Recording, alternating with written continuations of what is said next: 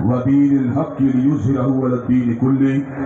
حضرات گرامی قدر، اللہ تبارک و تعالیٰ کے فضل و کرم سے پاکستان ہمارا دیش ہے۔ اس دیش کے اندر رہنے والے پنجابی بھی ہیں، پختون بھی ہیں، بلوچی اور سندھی بھی ہیں، اور کسی دور کے اندر اس ملک کے بسنے والے بنگالی بھی ہوتے تھے۔